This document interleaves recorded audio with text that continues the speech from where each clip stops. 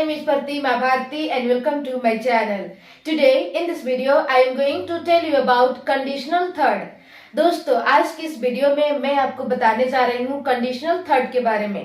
तो देखते हैं, सबसे पहले हम लोग समझेंगे कि कंडीशनल थर्ड का मतलब होता क्या है, कंडीशनल थर्ड का हम किस सिचुएशन में यूज करते हैं। तो मैं आपको थोड़ा सा बताना चाहूंगी कि कंडीशनल थर्ड में आपको तीन तरह के सेंटेंस देखने को मिलेंगे। कंडीशनल थर्ड में स्टेट ऑफ बीइंग का यूज, स्टेट ऑफ पोजीशन का यूज और एक्शन का यूज। तो सबसे पहले मैं आपको बताऊंगी कंडीशनल थर्ड में स्टेट ऑफ बीइंग का यूज करना होगा तो आप यूज कैसे करोगे।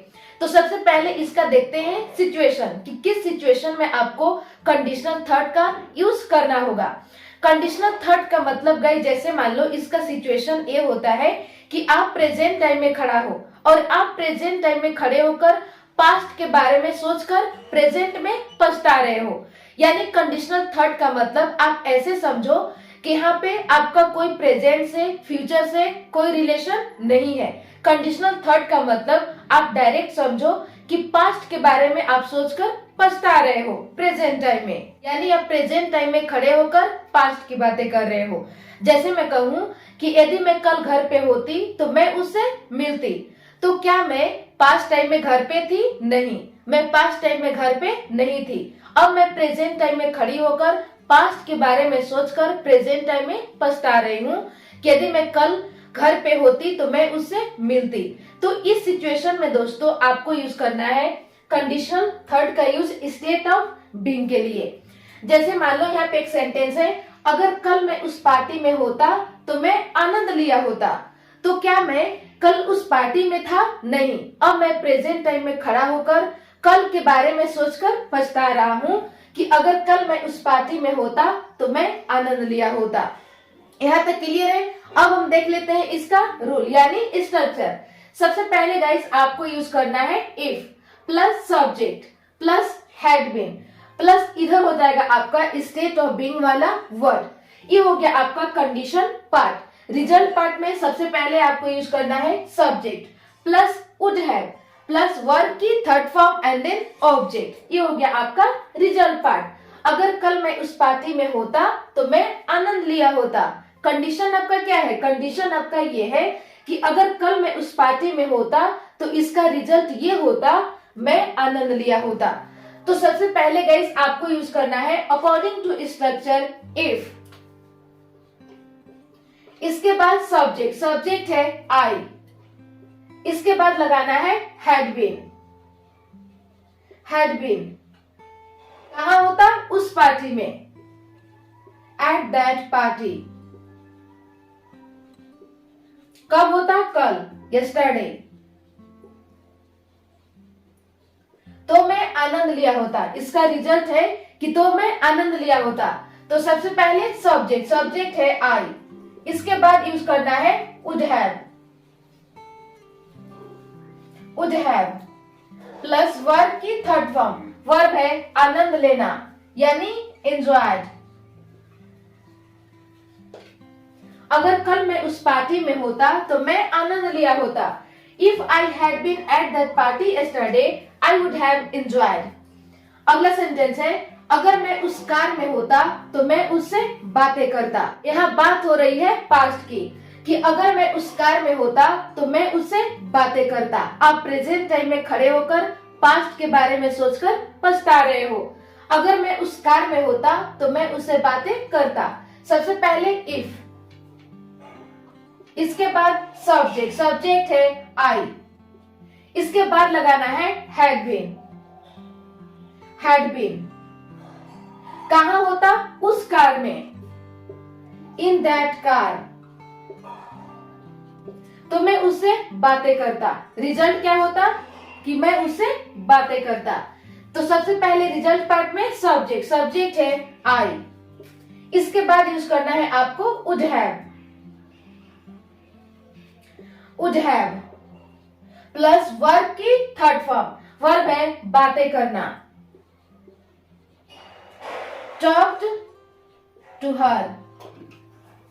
अगर मैं उस कार में होता तो मैं उससे बातें करता। If I had been in that car I would have talked to her. अगला सेंटेंस है, अगर मैं बीमार नहीं होता तो मैं पार्टी में जाता। आप प्रेजेंट टाइम में खड़े होकर पास्ट के बारे में सोचकर पछता रहे हो कि अगर मैं बीमार नहीं होता तो मैं पार्टी में जाता। तो आपने पार्टी में गया पास्ट टाइम में? नहीं, आप प्रेजेंट टाइम में खड़े होकर पास्ट के बारे में पछता रहे हो। तो सबसे पहले गाइस आपको यूज करना है इफ।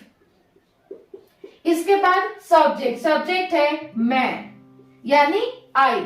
इसके बाद आपको यूज करना है हैड बीन। तो यहाँ पे आपका नेगेटिव सेंटेंस है, तो यहाँ हो जाएगा आपका हैड नॉट बीन।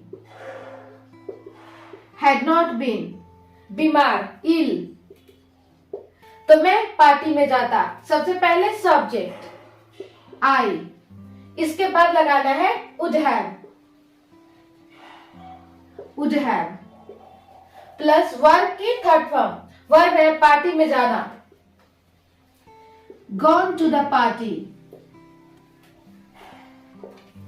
अगर मैं बीमार नहीं होता तो मैं पार्टी में जाता। If I had not been ill, I would have gone to the party। अगला सेंटेंस है अगर मैं यहाँ 5 मिनट पहले होती तो मैं उसे रोक लेती। तो क्या मैं 5 मिनट पहले यहाँ थी? नहीं थी। मैं 5 मिनट पहले के बारे में सोचकर प्रेजेंट टाइम में पछता रही हूँ कि अगर मैं यहाँ पर 5 मिनट पहले होती तो मैं उसे रोक लेती। तो सबसे पहले यूज करना है इफ। इसके बाद सब्जेक्ट, सब्जेक्ट है आई। इसके बाद यूज करना है आपको हैड बीन। हैड बीन कहाँ होती? यहाँ। हैड बीन हेयर, कब? 5 मिनट पहले, 5 मिनट्स अगो। तो मैं उसे रोक लेती। इसका रिजल्ट क्या होता कि मैं उसे रोक लेती। तो सबसे पहले सब्जेक्ट, सब्जेक्ट है आई। इसके बाद आपको लगाना है would have, would have plus verb की थर्ड फॉर्म, वर्ब है रोकना, stopped her। अगर मैं यहाँ पर 5 मिनट पहले होती तो मैं उसे रोक लेती। If I had been here 5 minutes ago, I would have stopped her। अगला सेंटेंस है अगर मैं वहां होता तो मैं आपको कॉल करता। तो क्या मैं वहां था? नहीं था। मैं प्रेजेंट टाइम में होकर पास्ट के बारे में सोचकर पछता रहा हूँ कि अगर मैं वहां होता तो मैं आपको कॉल करता। तो सबसे पहले इफ, इसके बाद यूज करना है सब्जेक्ट, सब्जेक्ट है आई। इसके बाद हैड बीन, हैड बीन कहाँ होता? वहां होता, हैड बीन देयर। तो मैं आपको कॉल करता। सबसे पहले सब्जेक्ट आई, इसके बाद would have, would have call करता, called you। अगर मैं वहां होता तो मैं आपको कॉल करता। If I had been there, I would have called you। अगला सेंटेंस है अगर मैं पार्क में होता तो मैं उससे मिलता। आप प्रेजेंट टाइम में खड़े हो और आप प्रेजेंट टाइम में खड़े होकर पास्ट के बारे में सोचकर पछता रहे हो कि अगर मैं पार्क में होता तो मैं उससे मिलता। तो सबसे पहले यूज करना है इफ। इसके बाद सब्जेक्ट, सब्जेक्ट है आई। इसके बाद यूज करना है हैड बीन, हैड बीन कहाँ होते? पार्क में, इन द पार्क। तो मैं उससे मिलता, सब्जेक्ट यानी आई। इसके बाद आपको यूज करना है would have प्लस वर्ब की थर्ड फॉर्म, वर्ब है मिलना, met him या her। अगर मैं पार्क में होता तो मैं उससे मिलता। If I had been in the park, I would have met him या her। तो ये है गाइस आपका कंडीशनल थर्ड में स्टेट ऑफ बीइंग का यूज। तो बस दोस्तों आज के लिए इतना ही। मिलती हूँ नेक्स्ट वीडियो में। और ये वीडियो आपको कैसा लगा आप कमेंट सेक्शन में अपना फीडबैक जरूर दें। Thank you.